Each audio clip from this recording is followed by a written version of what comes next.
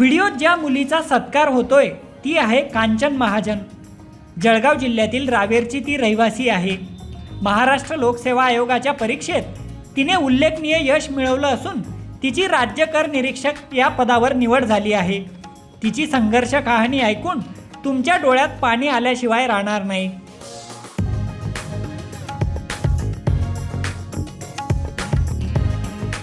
वयाच्या 7व्या वर्षीच पितृछत्र हरपलं। आईने दुसऱ्याच्या शेतात शेतमजुरी करून वाढवलं, शिकवलं। शिक्षण घेताना अनेक अडचणी आणि संकट आली, पण ती लढत राहिली। तिच्या प्रामाणिक प्रयत्नांपुढे अखेर नियतीलाही झुकावं लागलं। ही संघर्ष कहाणी आहे जळगावच्या रावेरमधल्या कांचन जयंत महाजन हिची। ती MPSCच्या परीक्षेत उत्तीर्ण झाली आहे। कांचनच्या यशात खरा मोलाचा वाटा आहे तो तिची आई हेमलता महाजन यांचा। कारण पतीच्या निधनानंतरही त्यांनी हिंमत हरली नव्हती। एक मुलगा आणि एक मुलगी अशा दोघांचं पालनपोषण करण्यासाठी त्यांनी शेतात मजुरी केली। उन्हाची पावसाची पर्वा न करता कष्ट करत त्यांनी मुलांच्या शिक्षणाला प्राधान्य दिले। पोटाला पीळ पडला तरी चालेल, पण लेकीच्या शिक्षणात खंड पडू देणार नाही या एकाच ध्येयाने आईने आयुष्यभर कष्ट केले। आईच्या या संघर्षाला कांचनने आपल्या जिद्दीची आणि मेहनतीची जोड दिली। अनेक अडचणींवर मात करत तिने स्पर्धा परीक्षेची तयारी सुरू ठेवली। अखेर MPSC परीक्षेच्या अंतिम निकालात तिने साता समुद्रापार झेंडा फडकवला। मी गेल्या 2 वर्षापासून जळगावला MPSC कंबाईन ग्रुप बी एक्झामची तयारी करत होते। पहिल्या प्रयत्नात मी प्री पास झाले होते 2024ची, पण प्री पास झाले होते ग्रुप सी ची। त्याच्यानंतर मी ग्रुप सी ची मेन्स पण दिली, पण ग्रुप बी ची प्री माझी 2024ची काही 2-3 मार्क्सने राहिली। त्याच्यानंतर मग मी परत पुन्हा 2025ला प्रयत्न केला।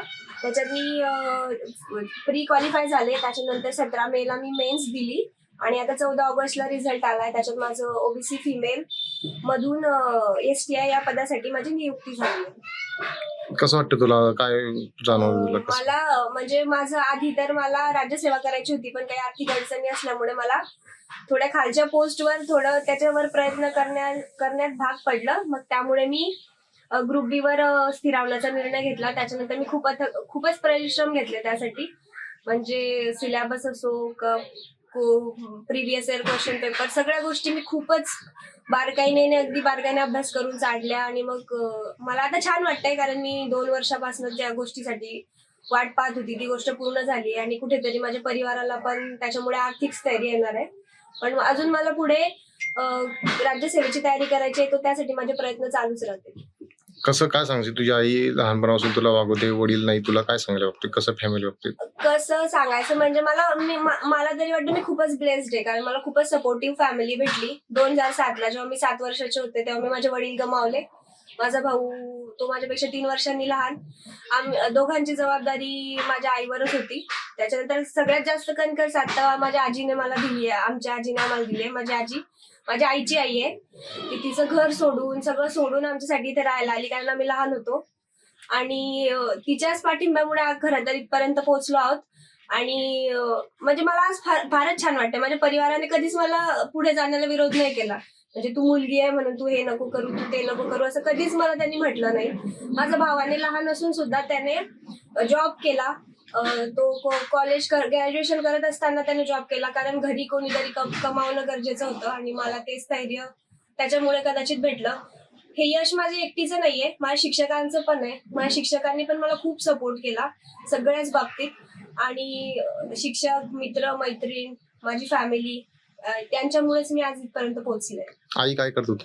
माझी आई शेतात जायची, रोजंदारीवर दुसऱ्यांच्या शेतात जायची, आणि आजही जाते अजून। सो तिचं तर खूपच, आजी पण जायची आधी, पण आता थोडीशी तब्येतीच्या कारणांमुळे ती नव्हती जात गेल्या 2-3 वर्षापासून। पण त्यांच्या मेहनतीमुळेच आणि त्याच्यामुळेच मी इथपर्यंत पोहोचले। आताच्या युवकांना किंवा मुलींना काय संदेश देशील? आजकालचं हे की फक्त तुमच्या स्वप्नांवर विश्वास ठेवा। तुम्ही जर ठरवलं तर तुम्ही करू शकता।